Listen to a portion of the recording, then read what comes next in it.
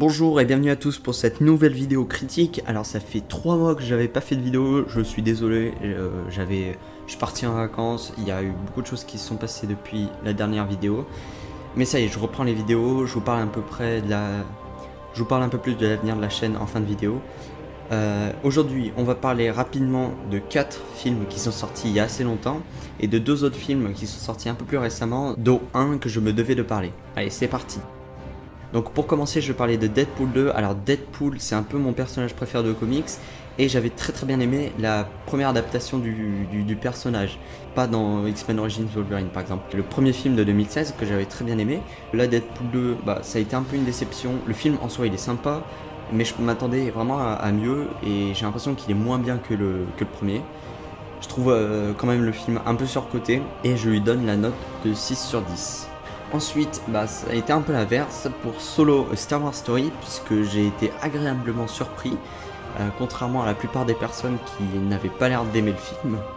Même Disney, avant la sortie du film, disait que ça allait être une catastrophe. Et moi j'ai trouvé le film vraiment très bien, très sympathique esthétiquement. Ça change vraiment des autres Star Wars, on a vraiment l'impression de regarder un spin-off et non pas un Star Wars comme on a l'habitude de voir. Donc voilà, ça fait plaisir et puis moi je vous conseille de le voir si vous ne l'avez pas vu. Et franchement je le trouve un peu sous-coté au contraire de Deadpool 2. Je vais donc donner 7 sur 10 à Solo. Ensuite pour Jurassic World 2, alors j'ai bien aimé le film mais j'ai trouvé qu'il avait un peu trop de problèmes, notamment au niveau des personnages, au niveau du scénario. Enfin, beaucoup de personnes le détestent pour ça. J'ai l'impression que le film a un peu divisé les fans. Mais bon, en soi, il annonce vraiment du très lourd pour Jurassic World 3. Et je trouve le film très beau, avec de belles couleurs et de beaux jeux de lumière. Et pour moi, ça sera un 7 sur 10. Ensuite, on va parler des Indestructibles 2. Alors, voilà, j'adore l'animation de Pixar. J'avais adoré le premier et j'adore celui-là. Je le trouve aussi bien que le premier film. Vraiment une très belle animation, on voit le progrès au niveau de l'animation et de la qualité d'image, des textures et tout. Il y a vraiment belle lumière, enfin voilà, c'est vraiment très beau. Avec toujours des persos aussi intéressants, un rythme de folie, etc. Enfin tout ce qu'on pouvait retrouver dans le premier film en un peu mieux, j'ai envie de dire.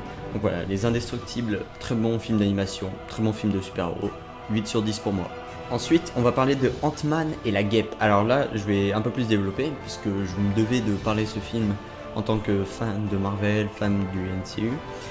Alors, Ant-Man et la Guêpe, c'est un film sympathique de transition. Voilà, c'est un film sympathique de transition en soi, voilà, il est pas mal, voilà. Il y a des bonnes scènes d'action. Et puis, on arrive à un peu faire le lien entre Civil War et Avengers 4. Mais alors il y a de ces problèmes, que ce soit au niveau du scénario, au niveau des personnages, au niveau de la cohérence. Enfin, je trouve que le film est bourré de problèmes et contrairement à Ant-Man enfin le premier film qui m'avait très surpris en fait. Je m'attendais pas à un film aussi bien, même si par exemple le méchant était tout pourri ou des trucs comme ça.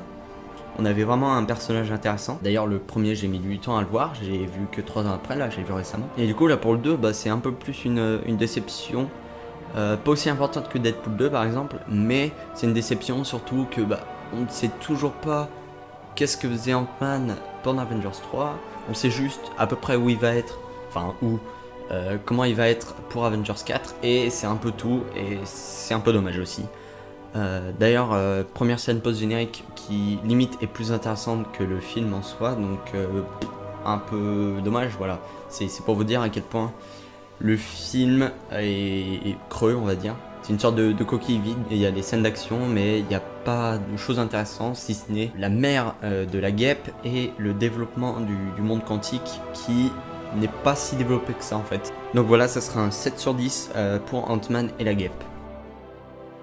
Et pour finir, on va parler pour moi du meilleur blockbuster de cet été, c'est-à-dire Mission Impossible Fallout.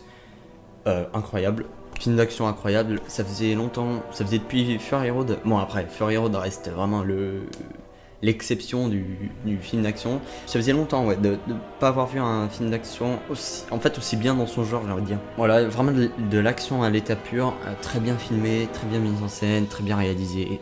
Parfait, Tom Cruise parfait, en plus il réalise lui-même ses cascades à l'hélicoptère, ce qui est encore plus, je veux dire, immersif. quand tu vois les scènes avec les hélicoptères, tu te dis putain, et en plus c'est lui qui a piloté ça et tout, tu te dis waouh, what the fuck. C'est incroyable, j'ai envie de dire. Vraiment à voir Mission Impossible 6. Très bon film, pour moi c'est un 8 sur 10.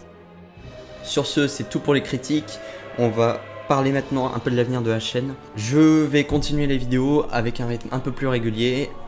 Pas pour les vidéos critiques, je suis désolé, parce que là, après la sortie de Mission Impossible 6, j'ai pas l'impression qu'il y ait vraiment de films intéressants dont j'ai envie de parler et que j'ai envie de voir au cinéma, si ce n'est que Venom, qui sortira quand même en octobre, donc va falloir attendre un peu.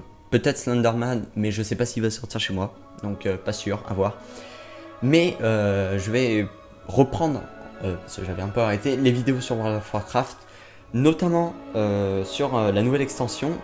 D'ailleurs, ce soir à 23 h, il y a un live pour la sortie de la nouvelle extension sur ma chaîne Twitch, donc venez nombreux.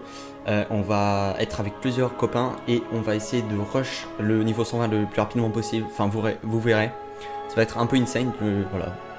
On va rush du côté Alliance, ça va être ouf. Venez, voilà. Vous pouvez venir, c'est gratuit. Le lien de ma chaîne Twitch est dans la description. Donc moi je vous dis peut-être à tout à l'heure. N'oubliez pas de liker la vidéo, commenter, faire ce que vous voulez. Sur ce, ciao ciao.